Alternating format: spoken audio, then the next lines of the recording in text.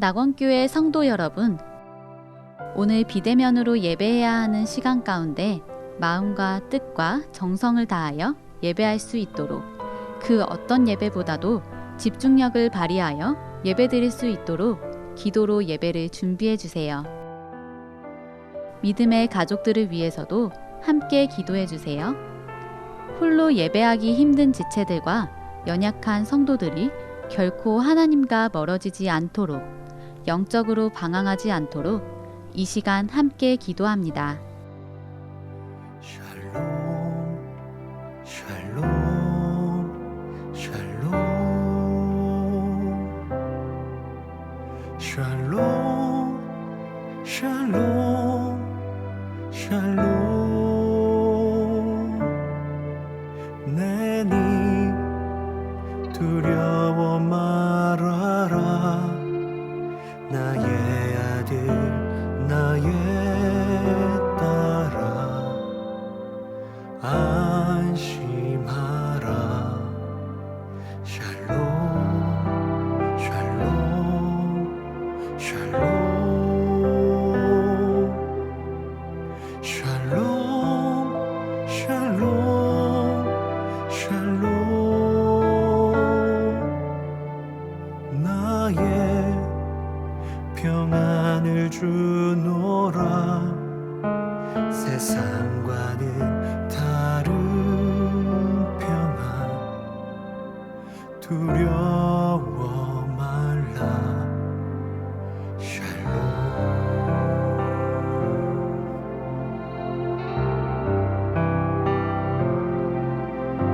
샬롬, 샬롬, 샬롬,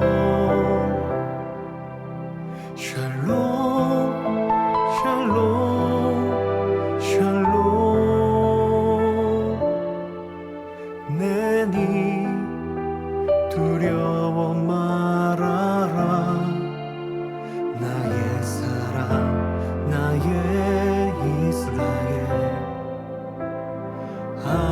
안심하라. 샬롬, 샬롬, 샬롬, 샬롬, 샬롬, 샬롬. 평강 있을지어다. 아버지께서 날 보냄같이 나도 널 보내노라. 샬롬,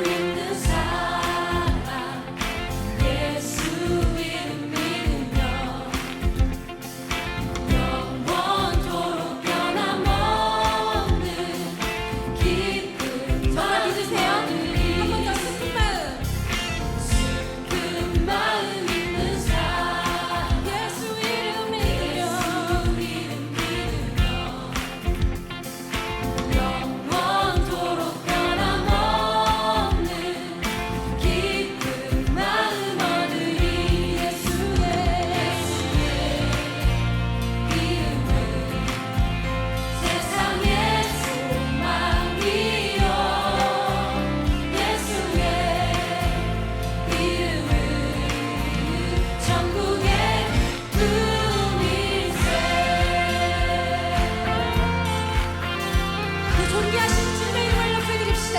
존귀하신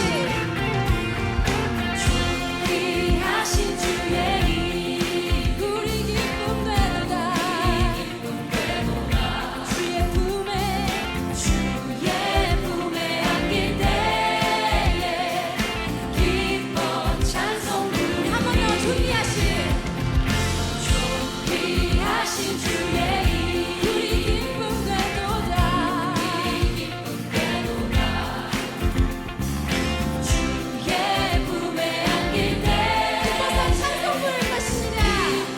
할렐루야. 예수의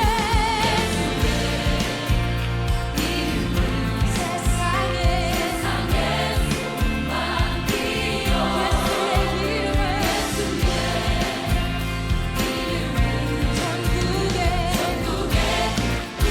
한 번 더 예수의 이름은 세상에 소망이여. 예수의 이름은 천국의 꿈이세. 여러분 정말 그렇게 생각하십니까? 우리 모든 소망, 우리 유일한 삶의 이유, 우리 노래들 주님과 함께 찬양합시다. 할렐루야. 우리 갈 길 다가무 보좌 앞에 나아가 왕의 경배하며 멸류관을 드리리. 한 번 더 우리 갈 길 다가무 보좌 앞에 나아가 왕의 경배하며 우리 멸류관을 주께 드릴 것입니다.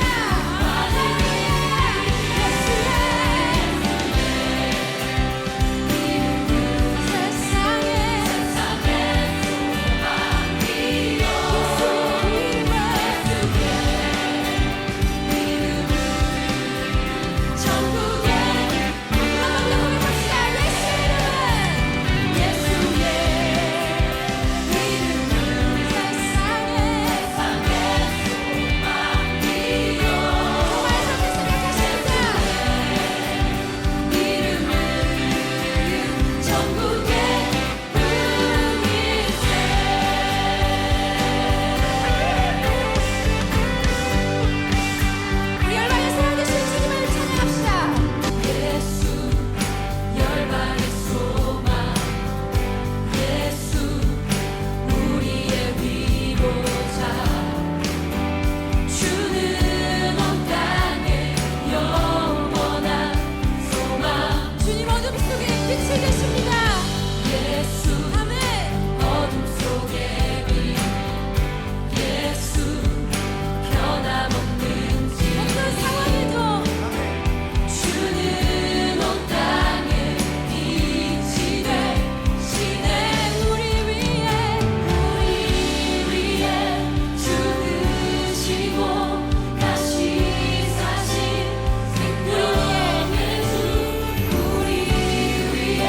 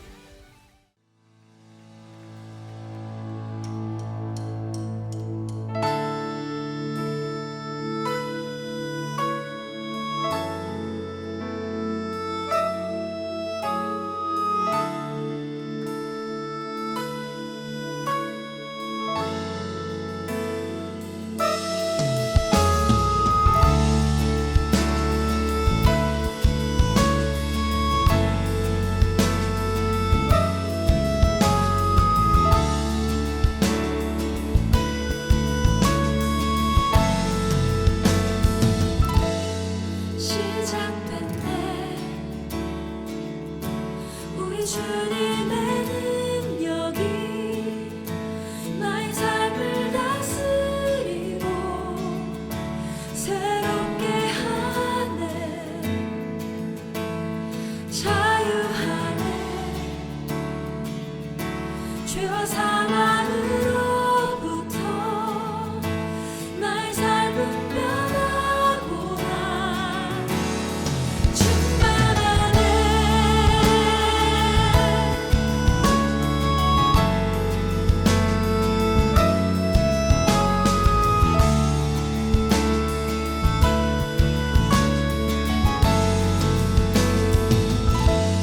시작된 때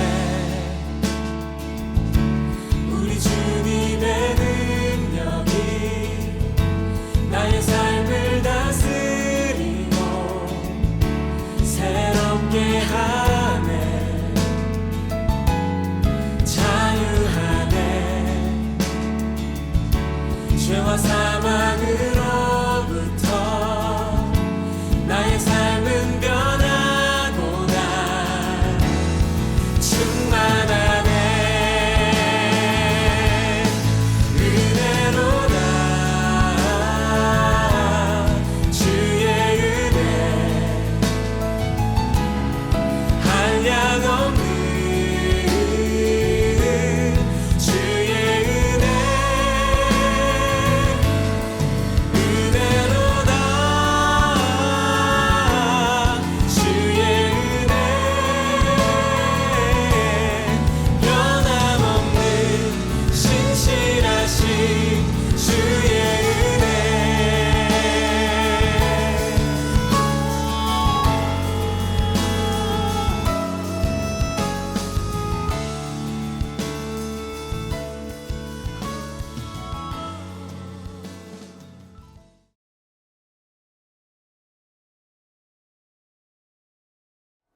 이 시간 마음을 정돈하시고 묵도하심으로 2022년 4월 17일 부활주일 감사 예배로 하나님 앞에 나아갑니다. 다 함께 묵도합니다.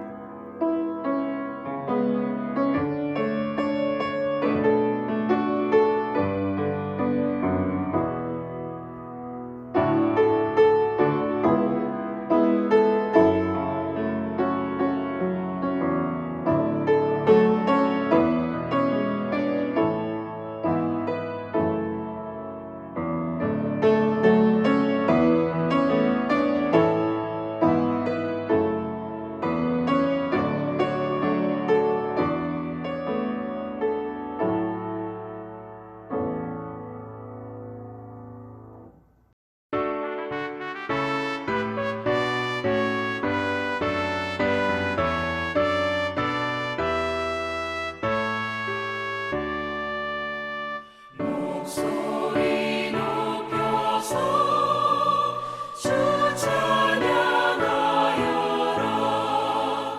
영광과 권세와 존귀와 위엄을 온누리 다스리시는 만왕의 왕께 돌려라.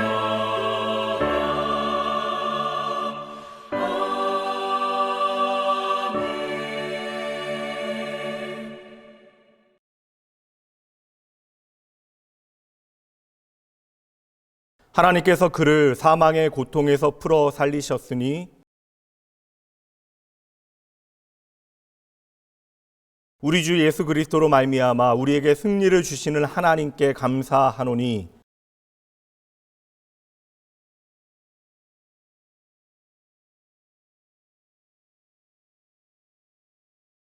이 말을 할 때에 예수께서 친히 그들 가운데 서서 이르시되 너희에게 평강이 있을지어다 하시니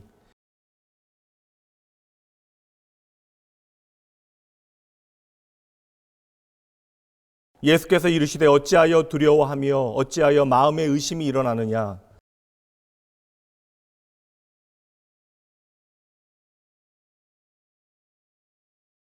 영은 살과 뼈가 없으되 너희 보는 바와 같이 나는 있느니라.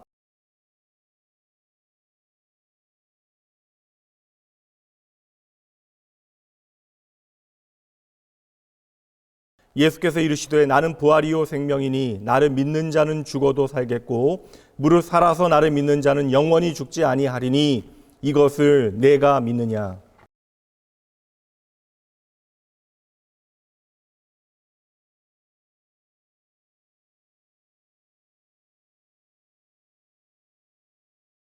전능하사 천지를 만드신 하나님 아버지를 내가 믿사오며 그 외아들 우리 주 예수 그리스도를 믿사오니 이는 성령으로 잉태하사 동정녀 마리아에게 나시고 본디오 빌라도에게 고난을 받으사 십자가에 못 박혀 죽으시고 장사한 지 사흘 만에 죽은 자 가운데서 다시 살아나시며 하늘에 오르사 전능하신 하나님 우편에 앉아 계시다가 저희로서 산자와 죽은 자를 심판하러 오시리라. 성령을 믿사오며 거룩한 공예와 성도가 서로 교통하는 것과 죄를 사하여 주시는 것과 몸이 다시 사는 것과 영원히 사는 것을 믿사옵나이다. 아멘.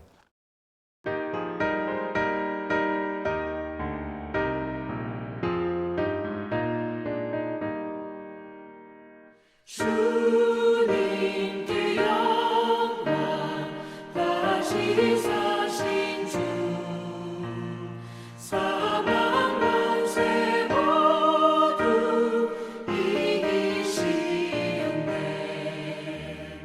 흰 옷 입은 천사 돌을 옮겼고 누우셨던 곳은 비어 있었네. 주님께 영광 다시 사신 주 사망 권세 모두 이기시었네. 부활의 주님 나타나시사 두려움과 의심 물리치셨네. 주의 교회 기뻐 찬송하여라. 다시 사신 주님 죽음 이겼네. 주님께 영광 다시 사신 주 사망 권세 모두 이기시었네. 생명의 임금 영광의 주님 주님 없는 삶은 헛될 뿐이라. 주의 사랑으로 세상 이기고 요단 건너 본향 가게 하소서. 주님께 영광 다시 사신 주 사망 권세 모두 이기시었네.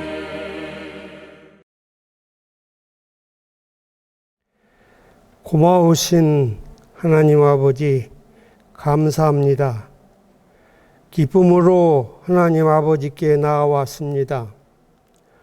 오늘은 부활절 예배입니다. 마음과 정성을 다하여 예배드리게 하옵소서. 부족한 예배지만 이 예배 기쁘게 받아주시옵소서. 낙원교회 성도님들 한 분 한 분 손 붙잡아 주시옵소서. 은혜 내려 주시옵소서. 지쳐있는 주님의 백성 위로하여 주시옵소서. 다시 일으켜 세워 주시옵소서. 오늘은 부활절입니다. 부활하신 예수님 만나게 하옵소서.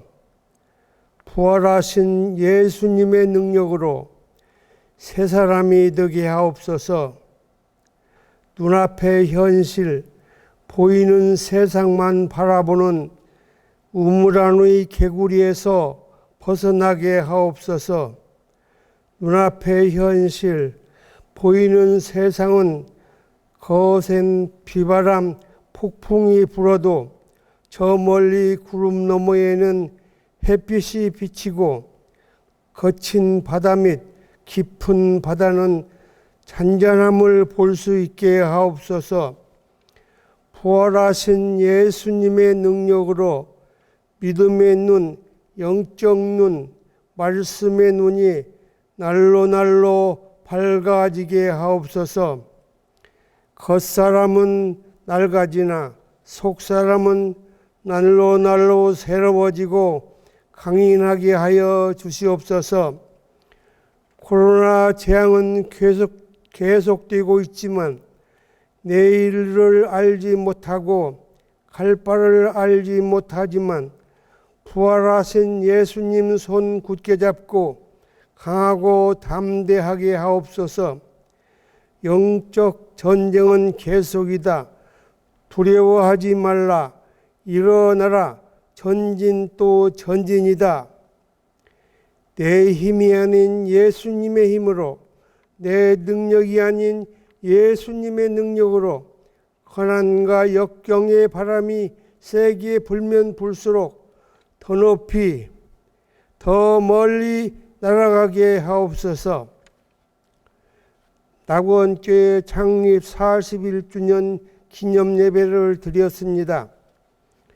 원로 목사님 말씀처럼 아브라함이 예배를 통하여 복받았듯이 우리도 마음과 정성을 다하여 예배를 통하여 미래는 나의 시간이 아니다. 지금 즉시 즉각적으로 순종하는 하나님의 사람이 되게 하여 주시옵소서. 아브라함이 기도를 통하여 힘들고 어려움을 극복했듯이 우리도 어려우면 어려울수록 더욱더 기도를 붙들고 하나님께 나아가게 하옵소서. 하나님을 사랑하는 자는 하나님이 도우신다는 원로 목사님의 실증적 증언을 들었습니다. 하나님을 사랑하면 하나님은 동역자도 사람도 보내주시고 재물도 필요한 것을 채워주신다는 목사님의 솔직한 증언의 말씀을 들었습니다. 우리도 하나님을 늘 사랑하는 복받고 아름답고 선한 하나님의 사람이 되게 하여 주시옵소서. 지난 41년 동안 낙원교회는 거칠은 들판에 서 있었습니다. 낙원교회 성도님들 비바람 눈보라쳐도 지금까지 비록 가진 것 없고 부족하지만 손에 손 맞잡고 땀 흘리며 눈물도 흘리고 아름다운 낙원교회를 일구게 하심을 감사드립니다. 지난 41년 동안 하나님께서 낙원교회를 사랑해 주셨음을 감사드립니다. 교역장님, 장로님, 권사님, 집사님, 성도님들을 일으켜 세워주시고 눈물 닦아주시고 함께하여 주셨음을 감사드립니다. 단위에 세우신 담임 목사님을 붙들어 주시옵소서. 선포되는 말씀이 하나님의 말씀으로 생명의 말씀으로 힘과 용기가 되도록 성령님 도와주시옵소서. 이 모든 말씀 우리 주님 예수님 이름으로 기도합니다. 아멘.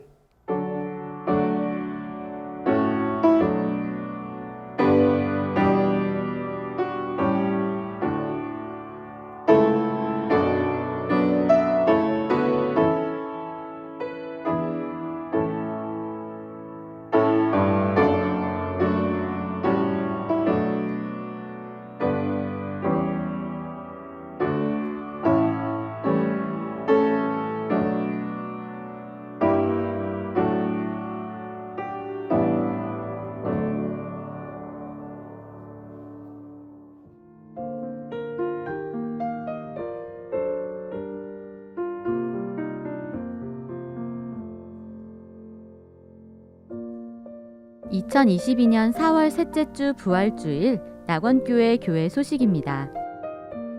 할렐루야! 주일 예배에 함께하신 여러분 모두를 주님의 이름으로 환영합니다. 오늘은 예수님께서 사망 권세 이기시고 다시 사신 부활주일입니다. 예수님의 부활은 우리의 부활의 소망이며 새 생명의 기쁨이 됩니다. 예수 그리스도의 부활의 증인으로 부활의 기쁨에 참여하시는 성도 되시길 바랍니다. 부활의 기쁨을 가정과 이웃에 나누기 위해 수고해 주신 여전도의 모든 분들께 감사드립니다. 예배를 마치고 가실 때에 1층에서 준비된 계란과 함께 부활의 기쁨을 전하는 행복한 부활의 증인이 되어주세요. 2022년 성경 일독을 위한 공동체 성경 읽기의 두 번째 방학이 4월 24일까지입니다. 방학 기간 동안 성경에 읽지 못했던 부분을 열심히 따라잡아 주세요. 지금도 늦지 않았습니다. 우리에게 말씀하시는 하나님께 여러분의 시간을 드리셔야 합니다. 북평양로의 정기노회가 18일 월요일 성화교회에서 있습니다.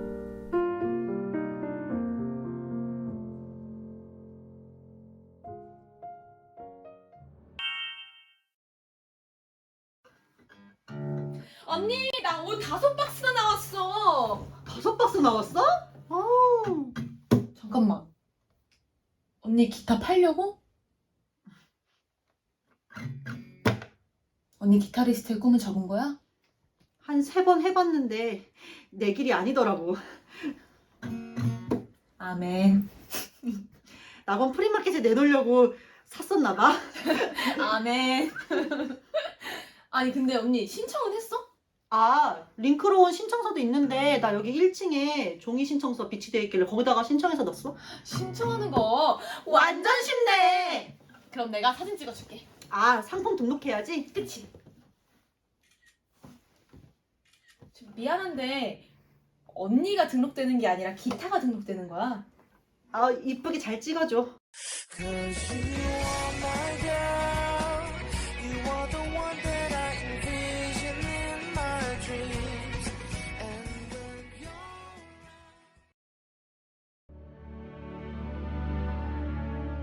오늘 우리에게 주시는 하나님의 말씀입니다. 요한복음 20장 1절에서 14절까지의 말씀입니다.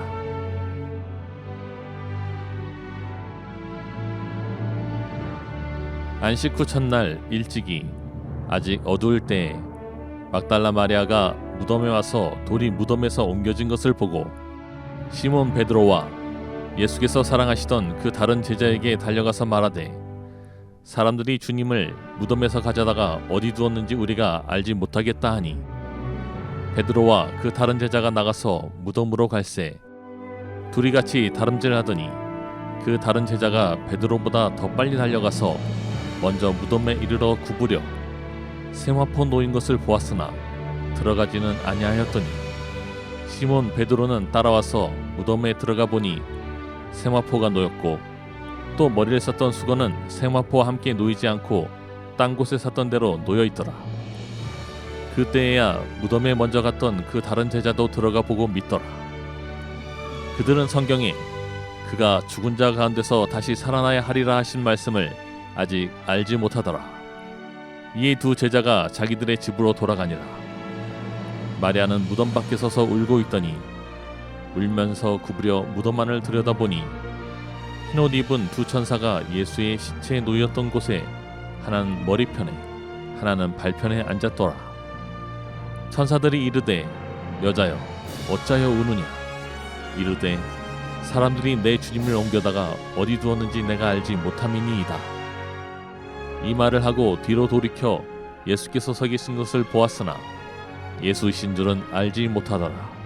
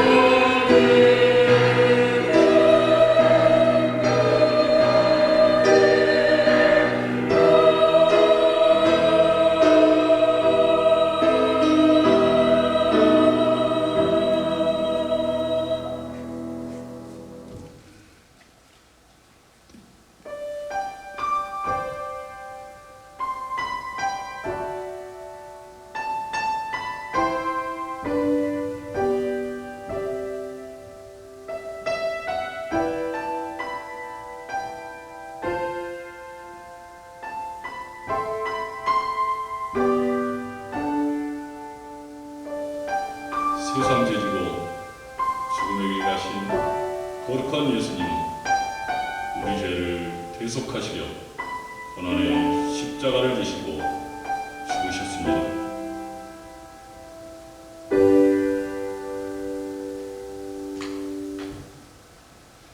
할렐루야! 왕의 왕 온 천하 만물을 우러러 부활하신 왕께 찬양을 드립니다.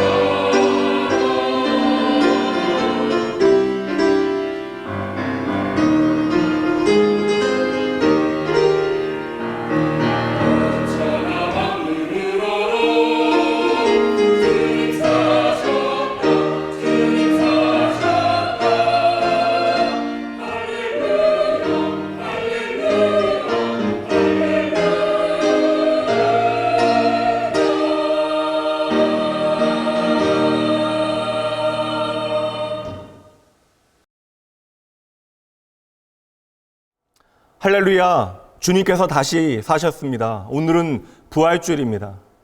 이 놀라운 부활의 사건이 오늘 우리의 삶에 어떠한 변화의 이야기들을 만들어냈는지, 그리고 예수님의 부활이 오늘 내 삶에 어떠한 의미가 있는지, 그 첫 번째 부활의 현장으로 가서 우리를 향하신 하나님의 그 놀라운 일들, 우리를 향하신 아버지 하나님의 마음을 함께 살펴보도록 하죠. 진리의 영 되신 성령 하나님께서 오늘도 진리 가운데 일하실 거예요. 우리는 겸손한 마음으로 주님의 말씀 잘 듣기만 하면 됩니다. 그러면 이 말씀을 통하여 우리를 변화시키는 그 놀라운 하나님의 역사의 현장에 저와 여러분이 서 있게 되어질 것입니다. 이 시간에는 첫 번째 증인이라고 하는 제목으로 하나님의 말씀 전하도록 합니다. 재판 과정에 있어 증인이라고 하는 존재는 참으로 중요합니다. 그 증인의 증언에 따라 가해자와 피해자가 바뀌기도 하고요. 재판 자체가 뒤집어지기도 하죠. 그래서 증인이라고 하는 그 존재는 어떠한 사실이나 사건에 대하여 내가 직접 본 것, 경험한 것, 들은 것을 증거하도록 부름받은 사람이 바로 증인입니다. 그러니 내가 증인이 되어지고 싶다라고 해서 되어질 수 있는 것이 아니라는 거예요. 나의 의지나 열심하고 상관이 없는 것입니다. 간단하게 정리하면 증인은 증거를 가진 사람입니다. 오늘은 부활하신 주님을 가장 먼저 만났던 그 첫 번째 증인에 대하여 함께 살펴보도록 할 것입니다. 예수님의 부활 사건의 첫 번째 증인은 바로 한 여인, 막달라 마리아라고 하는 이름의 여인인데요. 특별히 우리가 그 증인을 살펴봐야 하니까 성경에 기록되어진 당시의 사건 정황을 우리가 꼼꼼히 살펴봐야 합니다. 그래서 말씀 꼼꼼히 보도록 할게요. 먼저 1절 말씀 보시죠. 안식 후 첫날 일찍이 아직 어두울 때에 막달라 마리아가 무덤에 와서 돌이 무덤에서 옮겨진 것을 보고 우선은 시간이 나와요. 이 증인의 사건 목격 시간이 등장하게 되어지는데 안식 후 첫날, 안식 후 첫날이라고 하는 것은 유대인들의 안식일인 토요일 다음 날을 의미하는 것입니다. 그러니 오늘 우리의 달력으로 이야기하면 일요일을 의미하는 것이죠. 그래서 예수님의 부활 사건이 얼마나 우리에게 중요하냐면 예수님의 부활 사건을 시작으로 해서 그리스도인들은 유대인들의 그 안식일이 아니라 바로 주님께서 부활하신 일요일을 주님의 날로 기억하고 그날에 함께 모여 예배하게 되어진 것입니다. 그러니까 예수님의 부활 사건이 오늘 우리의 예배의 그 중심에 놓여 있는 것이죠. 그리고 말씀에 보니까 안식 후 첫날 사건 시작을 우리에게 보여주고 있는데 사건 그 시작이 되어지는 시간은 일찍이 아직 어두울 때라고 말씀합니다. 안식일이 끝나기 전까지 유대인들은 결코 움직일 수 없어요. 아무것도 할 수 없습니다. 그러니까 안식일이 끝나고 새벽 여명이 밝아오기도 전에 아직도 어두운 때에 이 막달라 마리아는 급히 무덤가로 가고 있었다라는 거예요. 이것은 지금 그녀의 마음이 얼마나 급한가를 우리에게 보여주고 있는 것이죠. 그 이른 아침 동이 트기도 전에 가장 먼저 무덤으로 가게 되어진 마리아는 3일 전 주님께서 비아 돌로로사 십자가의 길을 걸으실 때 그 길을 끝까지 따라 쫓아갔던 사람이 바로 이 여인이기도 합니다. 지난주 제가 십자가의 길에 대하여 설명드렸는데 여러분 기억하시나요? 여인의 큰 무리가 예수님의 죽음의 현장을 슬피 울며 애통하며 따라갔다라고 말씀을 드렸어요.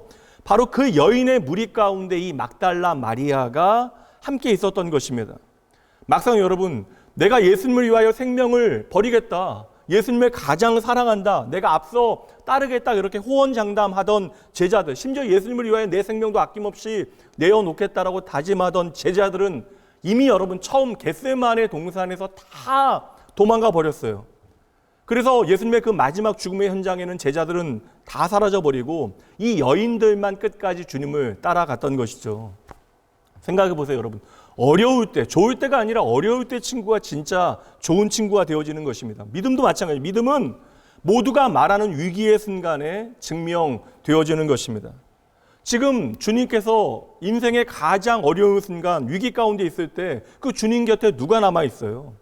평소에 말 많고 호언장담하고 큰소리 치던 사람들 일찌감치 다 사라져 버립니다. 그리고 십자가 곁을 끝까지 지켜냈던 사람들은 막달라 마리아와 또 이름 없는 여인들이었다라는 것이죠. 이 막달라 마리아는 그냥 단순히 그녀의 조건으로 이야기하면 당시의 상황 가운데 비천한 여인, 낮은 여인, 게다가 여러분 그녀는 7 귀신 들렸던 불쌍한 여인이었습니다.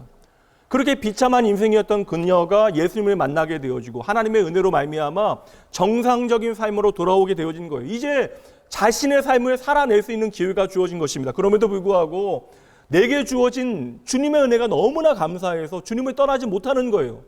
그때부터 보이지 않는 곳에서 그 그늘에서 온갖 허드렛 일을 하며 도우며 섬기며 살아갔던 것입니다. 그런데 이 여인 막달라 마리아의 이름이 그 십자가의 현장의 많은 여인들 가운데 가장 먼저 언급되어지고 있다는 것이죠. 마가복음 15장 40절입니다. 멀리서 바라보는 여인들도 있었는데 그 중에 막달라 마리아와 또 작은 야고보와 요새의 어머니 마리아와 또 살로메가 있었으니, 분명 여러분 위험할 수 있는 상황임에도 불구하고 가장 열심히 십자가 가까이 그 길을 쫓아와서 십자가 곁에 머물렀던 여인이 바로 막달라 마리아. 그렇게 생각해 보니까 나중된 자가 먼저 되어진다라고 하는 주님의 말씀에 딱 맞는 좋은 케이스가 바로 이 막달라 마리아가 아닐까라는 생각을 해봅니다. 지금 종교 지도자들은 유대인들 앞에서는 예수님은 가장 그들이 무서워하는 신성 모독죄에 걸린다라고 이야기했어요. 그러니까 유대인들에게는 예수님이 하나님을 모독했다, 모욕했다라고 거짓 증거했고요. 로마를 향해서는 반드시 죽어야만 하는 반역죄, 황제에 대한 반역죄로 몰아서 결국 사형 집행을 얻어냈던 것이죠. 그렇다면 여러분 생각해 보세요. 내가 지금 예수님과 상관이 있는 것 자체가 위험한 것입니다. 그래서 모든 제자들이 일찌감치 도망가 버린 거예요. 이것은 바로 나의 생명과 상관 있는 일이 되어지는 것이죠. 그런데 막달라 마리아는 이것에 전혀 개의치 않았다라는 거예요. 이유가 무엇입니까? 이 여인이 배우지 못하고 또한 아는 것이 없는 세상 물정 모르는 여인이었기 때문에 그녀는 그 길을 쫓아가고 있는 것입니까? 아니에요. 이유는 단 하나, 사랑 때문이에요. 은혜를 지금 잊지 못하고 있는 것입니다.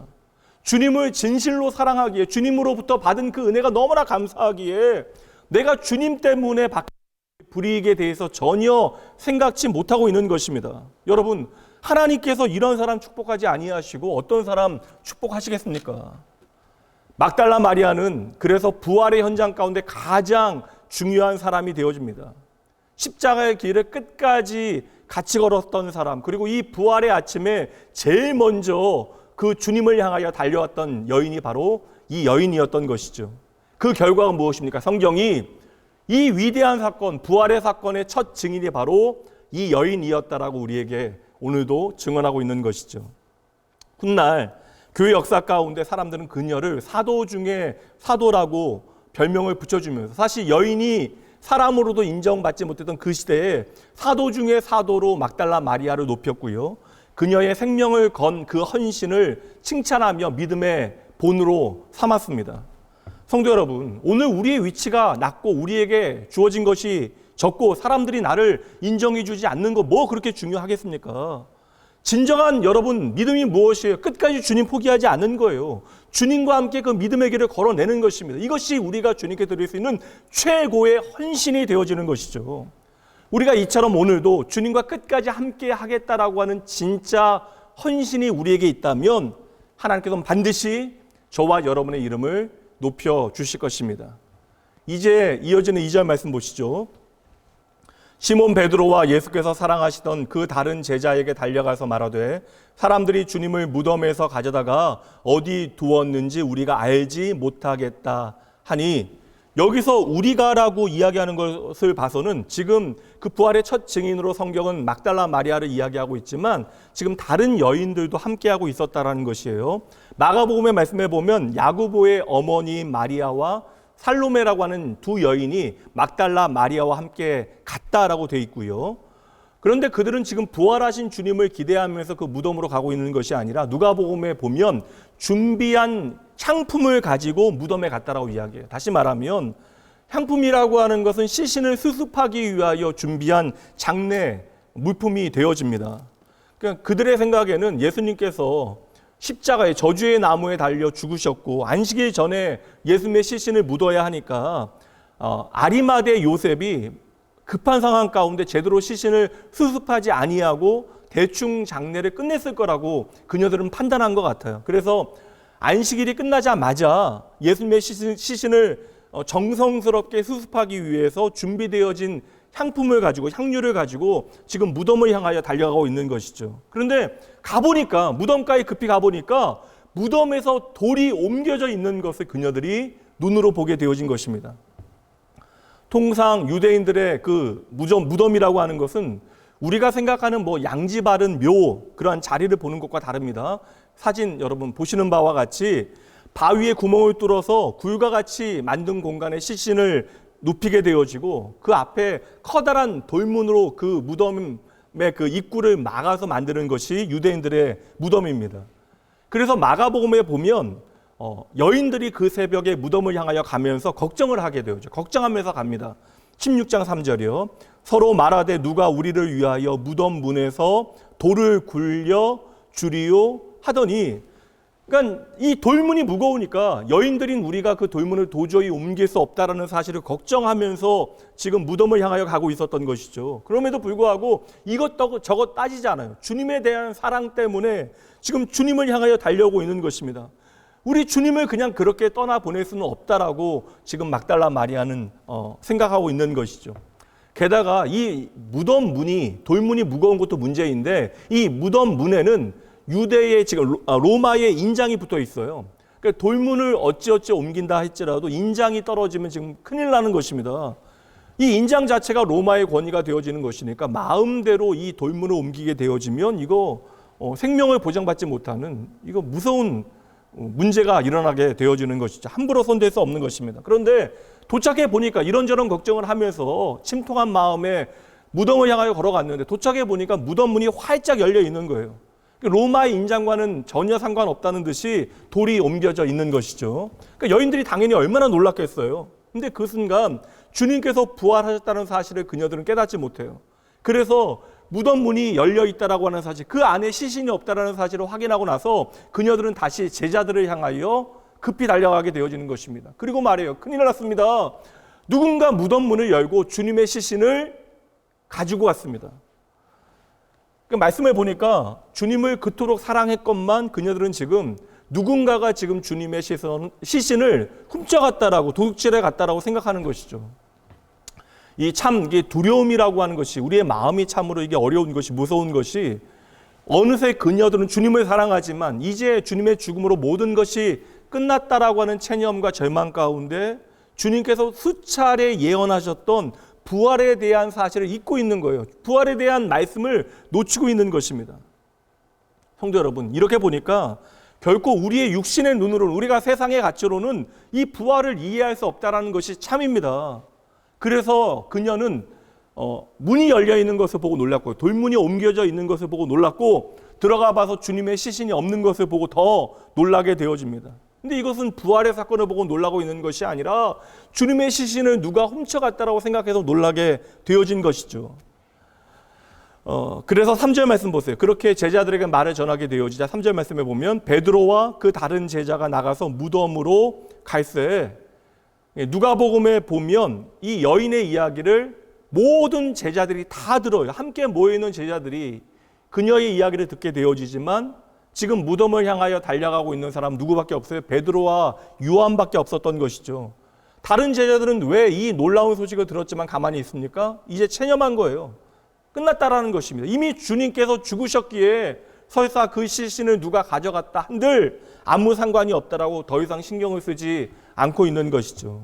그러나 여러분, 적어도 대제사장의 때까지 따라갔던 베드로, 그리고 끝까지 십자가 앞까지 나아갔던 요한만큼은 그 여인의 말을 듣고 이제 뛰기 시작합니다. 그 말씀이 이제 4절부터 7절까지 자세히 나와요.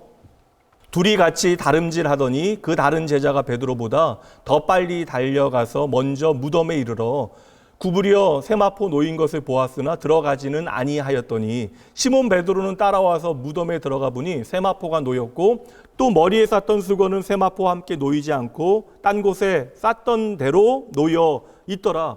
공간복음서의 예수님에 대한 사건과 말씀은 사실 그 메시지 자체에 집중하고 있다라고 하면 이 부활의 사건만큼은 이 부활의 현장 자체를 자세하게 우리에게 묘사해 주고 있습니다. 이것이 중요하다라는 거예요. 그래서 지금 보세요, 여러분. 이 소식을 듣고 무덤이 비었다는 소식을 듣고 지금 베드로와 요한이 뛰기 시작하는데 요한이 더 빨리 뛰어갔다라는 거예요. 근데 요한이 먼저 도착해서는 그 안에 들어가지 않아요. 가만히 무덤 안에 예수님의 시신이 사라졌다라는 것만을 확인하고 서 있는데 늦게 도착한 시몬 베드로가 급히 무덤 안에 달려 들어가서 드디어 예수님의 세마포 수의와 머리 수건이 원래 자리에 놓여 있는 것을 보았다라고 말씀하고 있습니다. 여기서 베드로와 요한의 성격도 잘 드러나죠. 젊은 요한이 당연히 나이 많은 베드로보다 먼저 뛰어서 도착합니다. 근데 먼저 도착했지만 멈춰서 들어가지 않아요. 생각이 많고 조심스러우니 살짝 고개만 디밀어서 무덤이 빈 것만 확인합니다. 혹 여기에 어떠한 음모와 사건이 연결되어져 있지 않을까 생각한 것 같아요. 그런데 늦게 도착하게 된 베드로 아무 생각 없이 그냥 달려 들어갑니다. 이미 우리는 알고 있잖아요. 공간복음을 통해서 확인했습니다. 항상 베드로는 먼저 생각하지 않아요. 먼저 행동하고 그 다음에 생각합니다. 깨닫게 되어집니다. 베드로가 그 현장을 확인하죠. 주님의 몸을 감쌌던 세마포가 그 안에 사람이 빠져나가고 푹 꺼져 있는 형태 그대로 놓여 있었다라고 이야기합니다. 여기서 사용되어진 헬라어 단어가 그냥 폭 꺼져서 놓여 있다라고 하는 뜻이에요. 그냥 이제 시신이 빠져나가고 예수님의 몸이 빠져나가고 그 옷은 그대로 그 자리에 꺼져서 놓여 있다라고 하는 구체적인 단어가 사용되고 있고요. 또 머리를 감쌌던 그 수건은 딴 곳에 썼던 그대로 놓여 있었다라고 말씀하고 있습니다. 여러분 여기까지만 봐도 지금 시신을 누군가 훔쳐가지 않았다라고 하는 것을 합리적으로 생각해야 돼요. 이것은 시신을 훔쳐간 현장이 되어질 수 없습니다. 마치 잠을 잘 자고 잠자리를 잘 정돈한 것과 같이 놓여 있었다라는 것이죠. 다시 말하면 그 빈 무덤에 들어간 베드로와 요한에게 예수님의 부활의 증거가 눈에 보이는 것입니다. 부활하신 주님의 몸은 더 이상 시간과 공간의 제약을 받지 아니하시고 순식간에 하늘의 영광을 입으시고 세마포를 빠져나가시고 천사가 돌을 굴려서 무덤 밖으로 나오게 되신 것이죠. 이것이 가장 정확한 설명입니다. 8절과 9절 봅니다. 그때에야 무덤에 먼저 갔던 그 다른 제자도 들어가 보고 믿더라. 그들은 성경에 그가 죽은 자 가운데서 다시 살아나야 하리라 하신 말씀을 아직 알지 못하더라. 베드로와 요한은요 열심히 뛰어가요. 그들도 예수님을 사랑했던 것이죠. 그러나 열심히 달려가긴 하지만 눈앞에 부활의 증거가 선명하게 나타나고 있음에도 불구하고 아직 부활을 알지 못합니다. 믿지 못하고 있는 것이죠. 8절 말씀 다시 한번 보여주시면 마지막에 보고 믿더라라고 말하고 있어요. 여기 보고 믿더라고 하는 것은 우리가 생각하는 그 믿음이 아닙니다. 부활을 믿은 것이 아니라 시신이 없어졌다라고 하는 마리아의 말을 믿었다라는 것입니다. 베드로와 요한은 여전히 부활이 이루어졌다라고 하는 사실을 전혀 몰라요. 그래서 10절 말씀 보세요. 이에 두 제자가 자기들의 집으로 돌아가니라. 참 보면 답답하죠. 남자들이 보통 과제 중심적일 때가 많아요. 일 중심일 때가 많아서 그냥 시신이 없어졌다라는 것을 눈으로 확인하고 그냥 퇴근해 버리는 거예요. 물론 돌아가면서도 이런저런 복잡한 마음, 두려운 마음이 있었을 것입니다. 그래도 자신들이 할 수 있는 것이 아무것도 없다라고 판단하여 그냥 바로 돌아가게 되어진 것이죠. 성도 여러분, 베드로와 요한처럼 오늘 저와 여러분도 그럴 수 있다라는 거예요. 주님께서는 우리의 인생을 짓누르고 있었던 사망의 그 돌을, 그 죽음의 돌을 옮겨 놓으셨는데 그렇게 주님 하시고 오늘 우리는 그 부활의 증거를 가지고 있는데 여전히 우리는 불안과 좌절과 절망과 염려 가운데 사로잡혀 있다라는 거예요. 그래서 오늘 우리는 그 부활의 주님을 보지 못하고 우리는 살아갑니다. 그 부활의 주님과 상관없이 우리는 살아가고 있다라는 거예요. 이제 보시죠. 이 사건을 통하여 우리가 무엇을 봐요? 내 감정과 내 느낌과 실제 현실은 진실은 다를 수 있다는 것입니다. 우리의 눈에 보이지 않는다 할지라도 내가 그것을 인정하지 않는다 할지라도 이미 영의 세계에서는 부활은 일어난 사건이에요. 예수님께서는 죽음을 이기고 부활하셨습니다. 그렇다면 이제 문제는 무엇입니까? 나를 죽음의 권세에서 구원하셨다라고 하는 그 사실을 내가 직접 확인하는 작업이 필요하죠. 그래야 우리가 그 부활의 증인이 되어질 수 있죠. 이제 보세요. 11절 말씀. 마리아는 무덤 밖에 서서 울고 있더니 울면서 구부려 무덤 안을 들여다 보니 이 상황도 얼마나 적합합니까? 베드로와 요한보다 마리아는 지금 여자이다 보니까 훨씬 더 그 달려가는 속도가 느렸겠죠. 게다가 마리아는 지금 뭐 그들은 지금 편도지만, 베드로와 요한은 편도지만 마리아는 지금 왕복이잖아요. 그러니 얼마나 지쳤겠어요. 그러니까 베드로와 요한이 그 무덤가에 도착해서 무덤을 살피고 있는 동안에 마리아는 지금 열심히 그냥 거북이처럼 그냥 꾸준히 달려가고 있는 것입니다. 당연히 늦게 도착하겠죠. 그리고 빈 무덤을 지금 마리아가 돌아와서 지금 보고 나서 다시 한번 울고 있는 거예요. 제대로 우는 거예요. 처음에는 놀라서 그냥 급히 제자들에게 찾아갔다면 이제는 그 무덤의 빈 것을 보고 감정에 복받쳐서 울고 있는 것인데, 지금 마리아가 울었다라고 하는 것은 소리를 줄여서 흐느끼고 있는 것이 아니에요. 대성통곡하고 있는 것입니다. 여전히 주님께서 부활하셨다라고 하는 것을 그 빈 무덤 안에서 확인하지 못하고 지금 주님의 시신을 누군가 훔쳐갔다라고 마리아는 그 생각에 빠져서 대성통곡하고 있는 거예요. 주님께서 죽으신 것만 해도 너무나 속상한 일인데 누군가 주님의 시신까지 가져갔다라는 생각에 통곡하고 있는 것이죠. 마리아는 그 빈 무덤에 담겨져 있는 하나님의 위대한 메시지를 지금 읽지 못한 채로 내 눈에 보이는 대로, 내가 느끼는 대로, 생각하는 대로, 감정대로, 상식대로, 경험대로 그 빈 무덤을 자기 마음대로 해석하고 있는 것입니다. 여러분, 믿음의 눈으로 보면 주님은 약속대로 부활하신 거예요. 그런데 우리가 현실적인 눈으로, 세상의 눈으로 보니까 주님의 시신은 도난당한 것이죠. 그럼 여러분, 실존적으로 마리아에게 주님은 아직 부활하지 아니하신 것입니다. 성도 여러분, 부활신앙이 얼마나 중요해요. 예수님께서 부활하셨다라고 하는 그 객관적인 사실이 오늘 우리의 삶에 어떠한 의미가 있는가를 우리가 확인하지 못하면, 오늘 우리가 그 부활하신 주님을, 나의 주님을 만나지 못하면 여전히 그 주님은 우리 가운데 오늘 마리아처럼 아직 죽은 분으로 여겨진다라는 것이죠. 인생의 모든 절망적인 상황에서 우리 주님께서 계시지 않는다라고 우리가 믿는다면 우리는 결코 그 사망의 그늘에서 벗어날 수 없어요. 그 절망의 나락에서 헤어나오지 못하게 되어지는 것입니다. 그러면 결국 통곡하는 것, 슬피 우는 것이 전부인 인생이 되어지는 것이죠. 그러나 여러분 보세요. 이 모든 일을 정리하시는 분은 결국 주님이십니다. 부활하신 주님께서는 막달라 마리아가 계속해서 슬피 울면서, 그러니까 예수님께서 아직 부활하지 못하셨다, 예수님이 지금 그 시신이 죽으셨고 그 시신을 누군가 훔쳐갔다라고 하는 것을 믿고 울게끔 그녀를 내버려 두지 아니하신다라는 것이죠. 그리고 그 빈 무덤에 담겨져 있는 영적인 메시지를 주님께서 막달라 마리아에게 직접 풀어주기 시작하십니다. 그 말씀이 12절부터 펼쳐져요. 12절과 13절. 흰옷 입은 두 천사가 예수의 시신 누였던 곳에 하나는 머리편에 하나는 발편에 앉았더라. 천사가 이르되 여자여 어찌하여 우느냐 이르되 사람들이 내 주님을 옮겨다가 어디 두었는지 내가 알지 못함이니이다. 여자여 어찌하여 우느냐, 이것은 질문이 아니잖아요.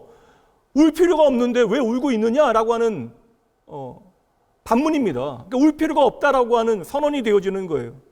근데 마리아는 이 천사의 말을 깨닫지 못하고 대답합니다. 사람들이 우리 주님의 시신을 훔쳐간 것 같은데 어디 두었는지 알지 못하여 울고 있습니다. 누가복음에 보면 이 마리아에게 천사들이 해주는 말이 나와요. 누가복음 24장 5절과 6절이에요. 여자들이 두려워 얼굴을 땅에 대니 두 사람이 이르되 어찌하여 살아있는 자를 죽은 자 가운데서 찾느냐, 여기 계시지 않고 살아나셨느니라. 갈릴리에 계실 때 너희에게 어떻게 말씀하셨는지를 기억하라. 천사들이 말합니다. 어찌하여 살아있는 자를 죽은 자 가운데 찾느냐? 이거 질문 아니잖아요.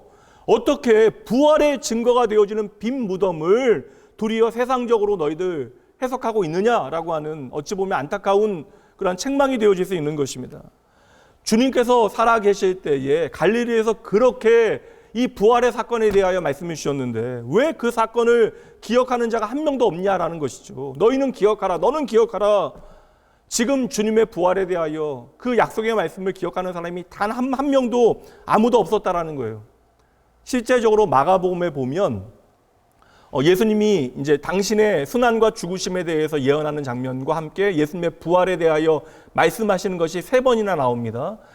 마가복음은 사실 마가가 기록했지만 마가가 베드로의 제자였죠. 그러니까 다시 말하면 베드로의 기억을 통하여 쓰여진 것이 바로 마가복음인데, 베드로가, 우리가 아는 베드로가 3번이나 기억하고 있다라고 하면 주님은 더 자주 당신의 죽으심과 부활에 대해서 제자들에게 말씀해 주셨을 것이에요. 그렇다면 제자들 가운데 한 명쯤은 주님께서 돌아가신 다음 3일째 되던 날 주님의 약속의 말씀을 떠올리고 무덤에 와서 확인하는 사람이 그래도 적어도 한 명쯤은 있어야 하는 것이 아닙니까? 그런데 여러분, 단 한 명도 그런 사람이 없다라는 것이에요. 다시 말해 아무도, 그 누구도 주님의 부활을 믿지 못한 거예요. 말씀해 주셨는데 그것을 기억하지 못한 것입니다. 그리고 눈앞에 그 주님의 참혹한 죽음의 현장에서 그 죽음에 대한 두려움에 노예가 되어져서 그들은 그저 그 어둠 가운데 숨어 있는 것이죠. 어느새 그들은 그 두려움이 한없이 증폭되어져서 모든 하나님의 놀라운 약속의 말씀을 잊어버리게 되어진 것입니다. 기껏 주님께 찾아왔던 여인들도 주님의 부활을 기대하는 마음으로 그 아침 일찍 달려온 것이 아니라 주님의 시신을 수습하기 위하여 가시는 길이라도 잘 보내드리겠다라고 향유를 가지고 그 무덤을 찾게 되어진 것이죠. 그렇게 여러분, 우리는 연약해요. 언제나 우리는 마지막을 이야기합니다. 절망을 이야기합니다. 체념을 노래합니다. 그런데 부활하신 주님은 언제나 우리의 삶에 새로운 시작을 여시는 분이심을 여러분 믿으셔야 돼요. 이제 천사가 그 빈 무덤 앞에서 선포합니다. 그 빈 무덤을 증거하는 거예요. 무엇입니까? 그는, 주님은 여기 계시지 않고 다시 살아나셨느니라. 아멘. 생명의 주님께서는 더 이상 그 죽음의 자리에 누워 계실 수 없는 거예요. 살아나신 주님께서는 사망 권세 이기시고 죽음의 자리를 박차고 일어나신 것입니다. 그러니 우리가 주님을 그 빈 무덤 안에서, 죽은 자들 가운데서 결코 찾아서는 안 되는 것이죠. 사랑하는 성도 여러분, 십자가의 예수님 앞에서 나의 죄의 무게를 보고 우리가 통곡하는 것, 회개하는 것 너무나 중요합니다. 그러나 우리가 계속 십자가 앞에만 머물러 있으면 안 된다는 거예요. 십자가의 사건이 여러분 하나님의 놀라운 축복의 사건이 되어지는 이유는 부활의 사건 때문입니다. 다시 말하면 우리는 그 십자가를 통하여 나를 향한 하나님의 놀라운 사랑과 그 은혜와 소망을 붙들고 약속의 말씀 붙들고 다시금 부활하신 주님께로 달려가야 하는 것이죠. 이것이 믿음입니다. 14절 말씀 봅니다. 이 말을 하고 뒤로 돌이켜 예수께서 서 계신 것을 보았으나 예수이신 줄을 알지 못하더라. 마리아가 무덤 밖에서 무덤 속에 있었던 천사들과 대화를 하고 있는데 문득 뒤에 인기척이 느껴진 거예요. 그래서 뒤를 돌아보게 되어집니다. 그곳에 여러분 부활하신 주님께서 서 계시는 거예요. 그런데 여전히 마리아는 부활하신 주님을 알아보지 못합니다. 뭐 어두워서일까요? 그보다는 부활하신 주님께서는 하늘의 영광을 입고 계시니까 주님을 못 알아볼 수도 있죠. 근데 그보다 더 중요한 이유는 무엇입니까? 어둠도 아니고 주님께서 영광을 옷 입고 있기 때문도 아닙니다. 제일 중요한 이유는 마리아가 지금 부활의 약속을 기억하지 못하고 있으니까, 부활을 기대하지 못하니까 주님을 알아보지 못하고 있는 것이죠. 그래서 마리아가 울면서 또 하는 말 들어보세요. 15절 말씀. 예수께서 이르시되 여자여 어찌하여 울며 누구를 찾느냐 하시니 마리아는 그가 동산지기인 줄 알고 이르되 주여 당신이 옮겼거든 어디 두었는지 내게 이르소서 그리하면 내가 가져가리이다. 우리 막달라 마리아 주님을 참으로 사랑했지만 참 답답합니다.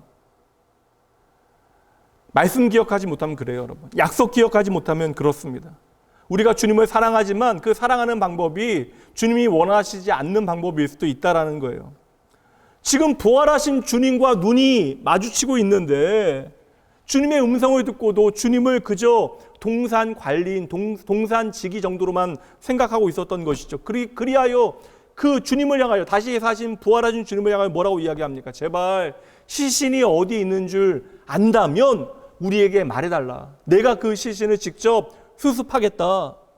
연약한 여인의 몸으로 홀로 그 시신을 수습하겠다라고 말하는 거예요. 부활하신 주님을 비록 못 알아보고 있지만 우리 마리아 참 대단합니다. 십자가 곁에서 두려운데 끝까지 주님과 함께 그 죽음의 자리를 지켜내고, 주님께서 부활하신 그 새벽에 제일 먼저 달려오고 빈 무덤을 확인하고 제자들에게 그 소식을 전하기 위하여 달려가고, 또 숨이 차도록 빈 무덤으로 달려와서는 울면서 끝까지 그 자리를 지키고 주님의 시신을 어떻게든지 내가 찾아서 그 시신을 내가 수습하겠다라고 말하고 있는 것입니다. 예수께서 죽었다라고 믿는 상황 가운데 주님과 얽매이는 것은 주님과 연결되어지는 것은 나에게 어떠한 유익이 없는데 나에게 도리어 안 좋은 일이 생겨날 수 있는 상황인데 그래도 끝까지 주님과 마리아는 함께 하겠다라는 거예요. 여러분, 그러한 열정과 열심이 주님과 함께하고 싶은 그러한 마음이 오늘 우리에게 있는지 모르겠어요. 이 예배 가운데 주님을 향하여 우리가 참으로 고백되고 있는지 모르겠습니다. 이제 보세요, 여러분. 16절 말씀 봅니다. 예수께서 마리아야 하시거늘 마리아가 돌이켜 히브리 말로 라보니라고 하니 이는 선생님이라는 말이라. 히브리 말로 라보니라고 하는 말은 나의 선생님이라고 하는 뜻입니다. 그러니까 평소에 막달라 마리아가 주님께 자주 불렀던 애칭과 같은 거예요. 이제 자신의 이름을 부르시는 주님을 마리아가 만나게 되어진 거예요. 마리아의 모든 마음을 이미 다 알고 계신 주님께서는 드디어 울고 있는 마리아의 이름을 불러 주시는 것입니다. 이게 얼마나 감격적인 장면이에요. 마리아야. 이제 주님의 음성을 듣고 나의 이름을 부르시는 주님의 음성을 듣고 마리아는 깨닫게 되어지는 거예요. 17절 말씀. 그래서요. 보세요. 17절. 예수께서 이르시되 나를 붙들지 말라. 내가 아직 아버지께로 올라가지 아니하였노라.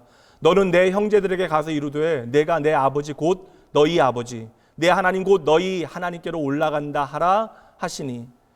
예수님께서 마리아에게 뭐라고 이야기했어요? 나를 붙들지 말라.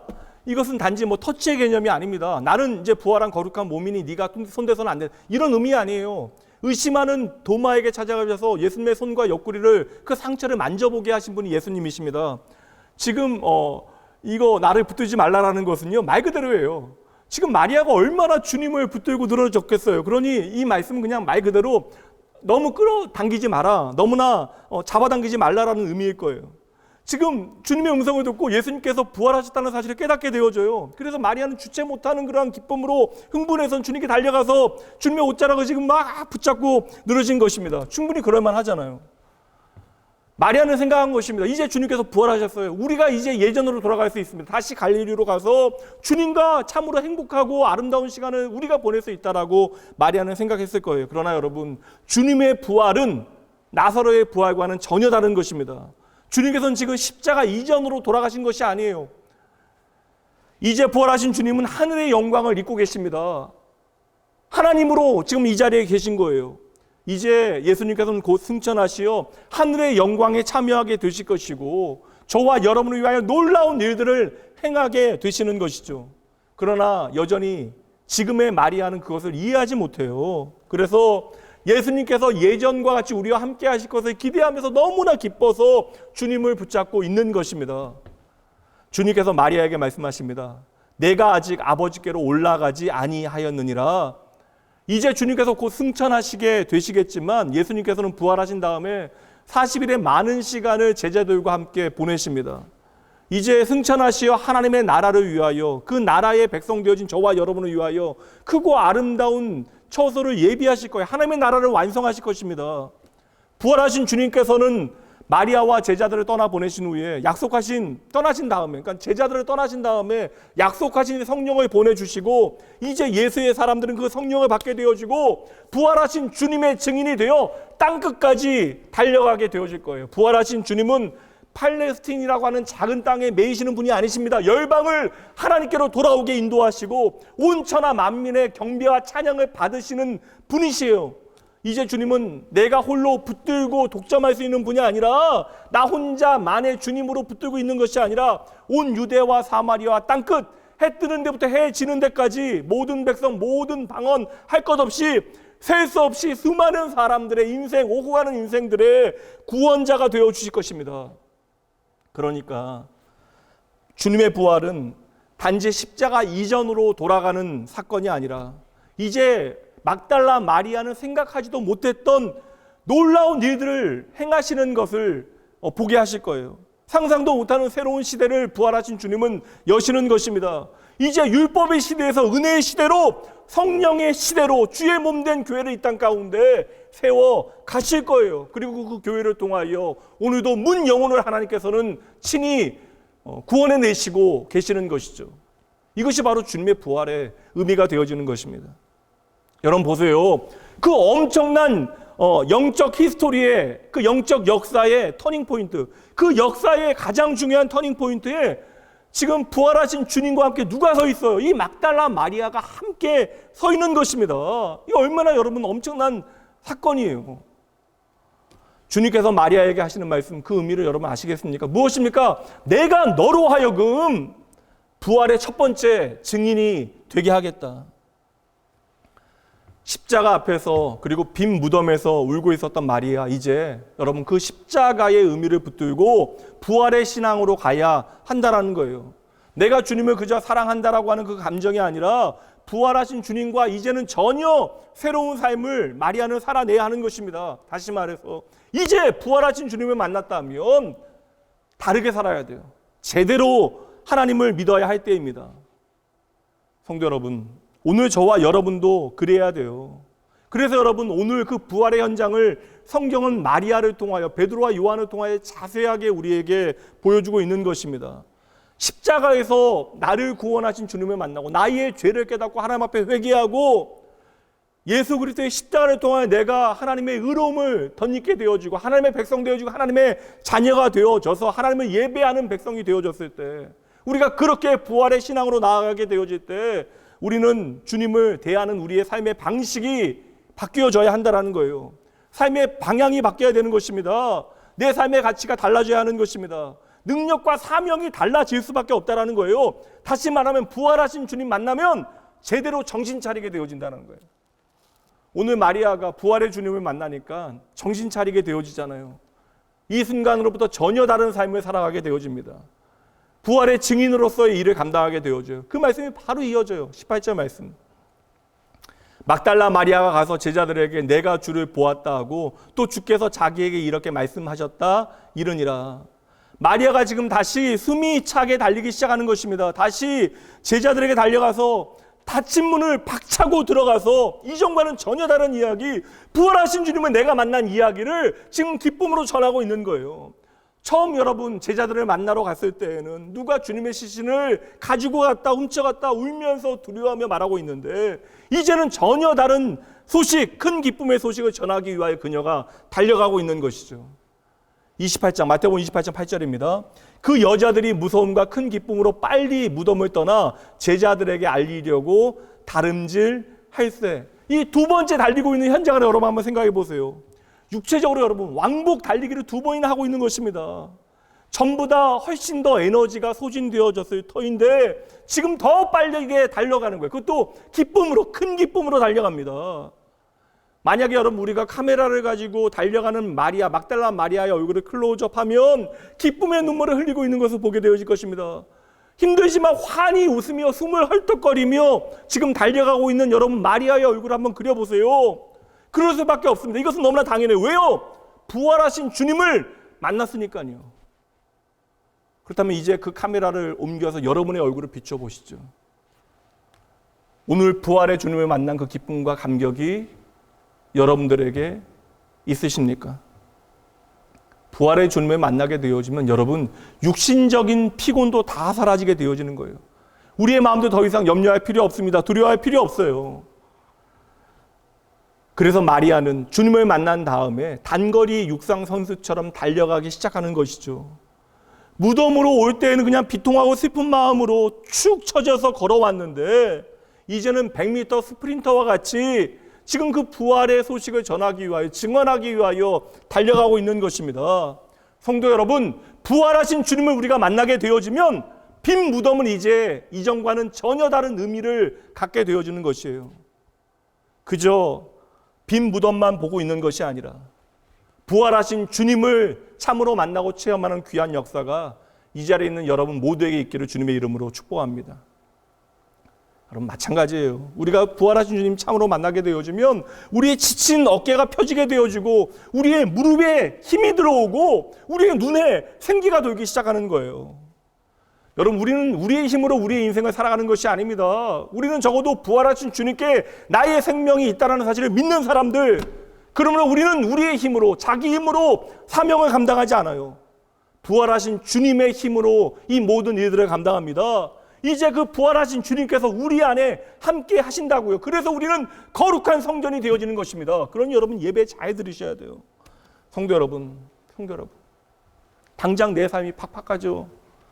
당장 내 눈에 너무나 어려운 일들이 많이 보이다 보니까 부활의 사건이 전혀 나와 상관없는 사건처럼 보여질 수도 있습니다. 그러나 아니에요, 여러분. 주님께서 부활하셨다고요. 저와 여러분을 위하여. 그 부활하신 주님은 오늘도 살아계십니다. 그러니 여러분, 주님께서 다시 살아나셔서 오늘 내 안에 계심을 믿고 다시 일어나 믿음을 제대로 살아내셔야 합니다. 이 시간으로부터 여러분의 가슴 가운데 부활하신 주님을 만난 막달라 마리아의 감격이 여러분 안에서도 똑같이 약동하기를 주님의 이름으로 축복하고 또 축복합니다. 오늘 우리로 하여금 부활을 의심하게 만들고 우리의 삶의 모든 자리에서 절망하게 만드는 모든 속삭임들이 있잖아요. 이것은 하나님께서 우리에게 주시는 것이 아닙니다. 마귀가 우리 안에 심어놓은 거짓말이에요. 남김없이 그 모든 것들을 믿음으로 털어내셔야 하는 것입니다. 어떠한 어려운 일이 있어도 여러분 부활하신 주님 기억하면서 여러분 힘내세요. 웅크려 들지 마세요. 예수님의 부활은 우리의 모든 새로운 시작이 되어지는 거예요. 우리는 새로운 피조물로 이제 하나님의 나라를 이 땅에서 살아가게 되어진 것입니다. 부활하신 주님께서 이제 우리의 삶의 새로운 출발의 문을 열어놓으신 거예요. 여러분 부활의 사건이 무엇입니까? 아담으로 인하여 그 죄가 온 인류에게 전염되어졌지만 이제 부활하신 주님으로 말미암아 이제 온 인류에게 그 복음의 능력이 구원이 전염되어지는 것이에요. 부활하신 주님 까닭에 우리의 삶에는 날마다 그 놀라운 은혜가 더 깊이 우리의 삶에 전염되어질 것입니다. 그 은혜가 우리의 삶을 주장하게 되어질 것이에요. 그러니 여러분 주님 만나셔야 돼요. 그 부활의 주님 여러분 붙잡으셔야 합니다. 우리가 이제 막달라 마리아와 같이 그 부활의 증인이 되어져야 한다는 것이죠. 그리고 부활의 첫 열매 되신 주님을 따라가는 것을 여러분의 기쁨으로 여기셔야 합니다. 성도 여러분, 사망 권세 이기시고 부활하신 주님을 참으로 만나셨다면 여러분의 삶의 모든 죽음의 권세, 그 사망의 음침한 골짜기도 능히 이겨낼 수 있다는 사실을 믿으셔야 돼요. 그 부활하신 주님 때문에 오늘 우리는 아무 염려할 필요가 없는 것입니다. 오늘 우리 가운데 살아계신 하나님, 그 부활하신 주님을 만나서 이제 주님의 십자가와 부활을 증거하는 그 증인의 삶을 여러분 잘 살아내시기를 주님의 이름으로 축복할게요. 그 놀라운 축복의 자리, 그 은혜의 자리에 저와 여러분이 부름받았다고, 이게 얼마나 감사한 일입니까? 그러니 이제 다시 부활하신 주님과 함께 일어나서 뛰어야 할 때입니다. 말씀 마칠게요. 사랑하는 성도 여러분, 주님은 무덤에 계시지 않고 사망 권세, 그 모든 죽음의 권세를 이기고 다시 살아나셨습니다. 그리고 저와 여러분의 부활의 첫 열매가 되어 주십니다. 그러기에 이제 우리가 달라져야 하는 거예요. 이 땅을 살아가면서 쉽게 믿음을 포기하지 아니하고 힘들고 어려울 때마다 사망 권세 이기시고 부활하신 주님 기억하고 그 약속의 말씀 붙들고 행복한 주님의 증인의 삶을 잘 살아내시는, 기쁨으로 그 증인의 길을 걸어가시는 여러분 모두가 되어지시길 주님의 이름으로 축복합니다. 기도할게요. 부활의 주님, 오늘 주님의 부활이 우리의 소망이 되어짐을 기뻐하며 감사합니다. 무엇보다 이 아침 그 부활의 기쁨에 동참할 수 있게 하심도 너무나 감사합니다. 부활의 주님께서 저희와 함께 하심에도 불구하고 여전히 사소한 일에 평안을 잃게 되어지고 때로는 부활의 주님을 의심하고 나의 내일에 대한 그리고 죽음에 대한 두려움을 붙들고 저희들 살아왔습니다. 주님, 오늘 우리에게는 비어있는 그 무덤이 자랑이 되어집니다. 기쁨이 되어집니다. 소망이 되어집니다. 주님께서 사망 권세를 이기시고 부활하시어 오늘 우리의 부활의 소망이 되어지셨음을 이제는 믿습니다. 사랑하는 주의 자녀들, 이 부활의 아침에 믿는 자들의 부활의 첫 열매 되신 주님 제대로 바라보게 하여 주시옵소서. 오늘 나를 다시 하나님의 은혜의 자리로 부르시는 하나님의 그 초청의 음성에 귀 기울이게 하여 주시옵소서. 이제로부터 주의 사랑하는 자녀들로 하여금 우리를 위하여 죽으시되 죽음에 머무지 아니하시고 부활하시어 우리에게 구원의 확신이 되신 주님을 향하여 진정한 기쁨과 감사와 아버지의 믿음으로 응답하며 보답하는 인생 살아갈 수 있도록 주여 동행하여 주시옵소서. 더 이상 세상의 거짓된 증거들의 마음 빼앗기지 아니하고 살아계신 하나님만을 참으로 예배하고 고백하고 증거하는 하나님의 백성들 되어질 수 있도록 주여 주여 이들의 삶을 주장하여 주시옵소서. 마리아의 이름을 찾으며 불러주시고 마리아 곁으로 찾아오신 부활의 주님을 기억하며 오늘도 그 놀라운 은혜 가운데 우리를 불러주시는 예수님 이름으로 간절히 축복하며 기도합니다. 아멘.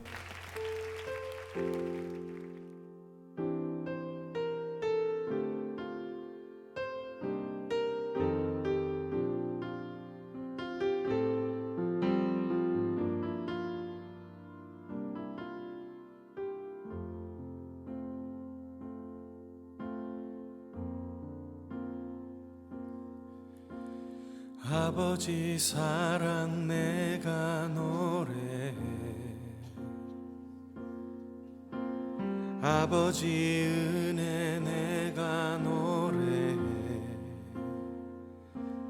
그 사랑 변함없으신 거짓 없으신 성실하신 그 사랑 상한 갈 때 꺾지 않으시는 꺼져가는 등불 끄지 않는 그 사랑 변함없으신 거짓 없으신 성실하신 그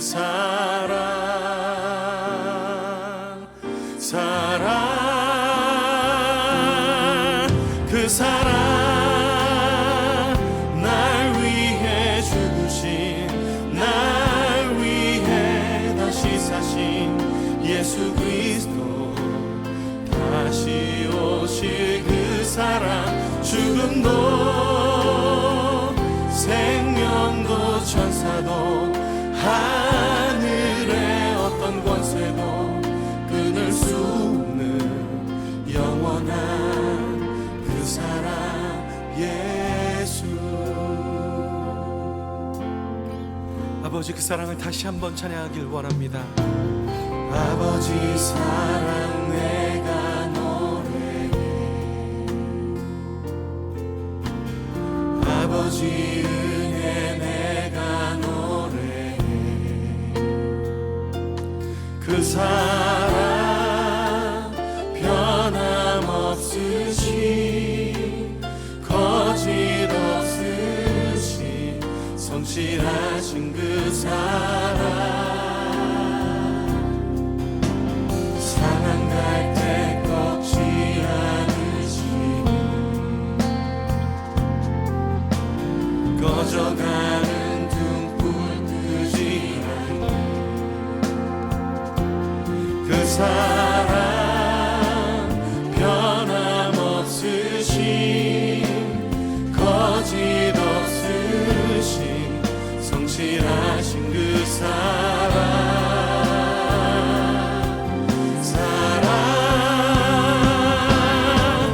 그 사랑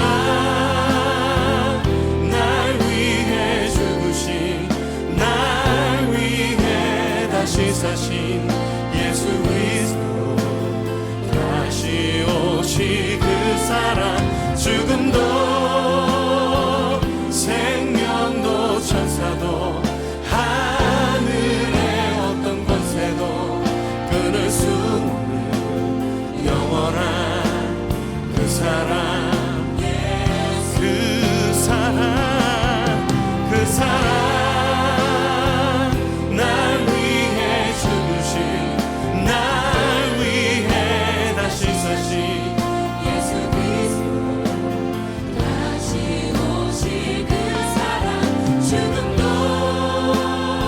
생명도 천사도 하나님 하늘의 어떤 권세도 십자가의 사랑으로 우리를 붙드신 주님 영원토록 주님 찬양합니다. 그 사랑 나 위해 죽으신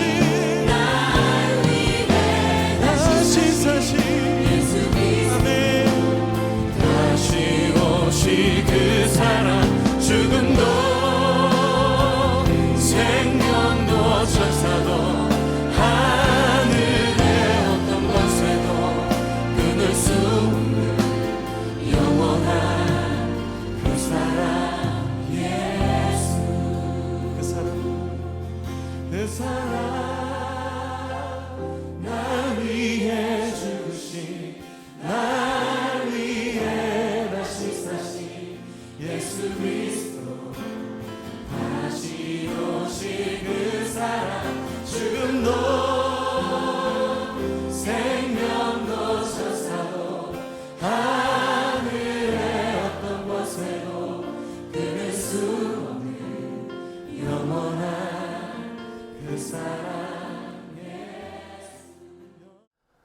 하나님 아버지 참 감사합니다. 모든 것이 하나님의 은혜입니다. 이 시간 하나님의 그 놀라운 은혜에 대한 감사함으로 주님 앞에 헌금드립니다. 주여, 모든 것이 주님의 것이고 주님께로부터 왔고 주님께서 베푸신 은혜입니다.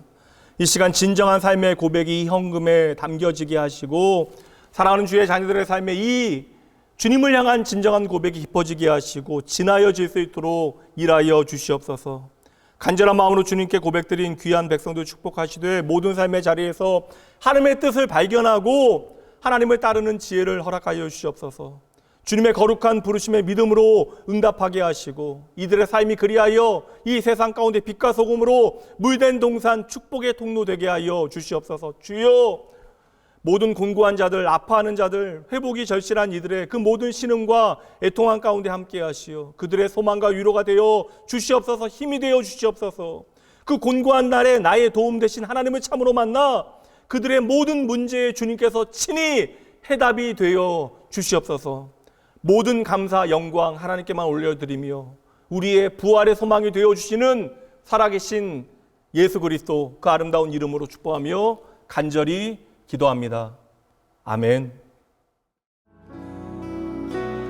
평화 하나님의 평강이 당신의 삶에 넘쳐나기를.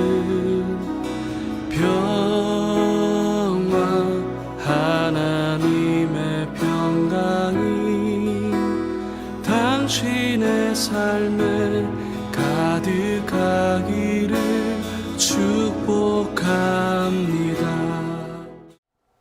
이제는 우리 주 예수 그리스도의 은혜와 하나님의 사랑하심과 성령 하나님의 함께하심이 의심과 두려움, 실패와 아픔의 자리에서 낭망하게 되어질 그때에 나를 위하여 부활하신 주님을 만나 이제 나의 영원한 생명이 되어주시는 주님만을 나의 소망 삼고 주님의 부활의 증인의 삶을 제대로 살아보기로 작정하는 모든 주의 백성들을 위해 그들의 가정과 자녀와 삶의 모든 자리자리마다 오늘도 부활의 주님만을 나의 전부 삼고 주님의 미쁘신 인도하심만을 간절히 바라보는 주의 모든 자녀들을 위해 지금부터 영원까지 함께 있을지어다. 아멘.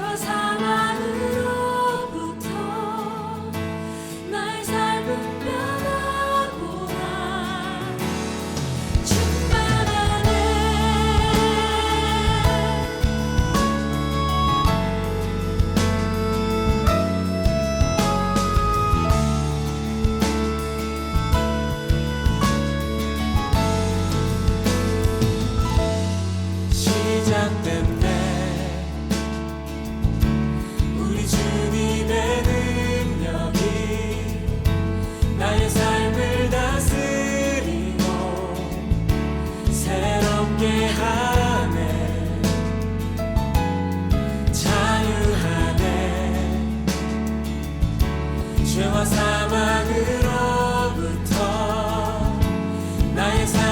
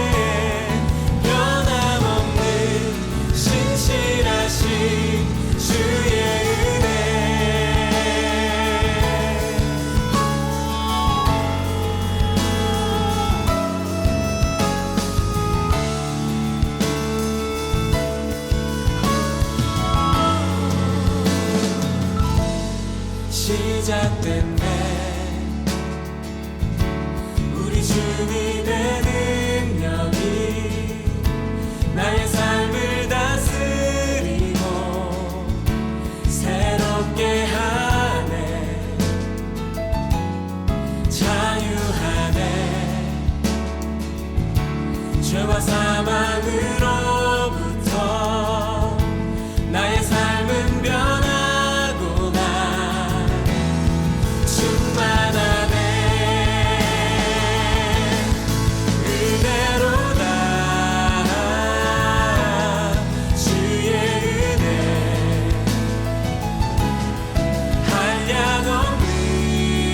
한량없는 주의 은혜로다 주의 은혜 변함없는 신실하신 다시 한번 우리 주님의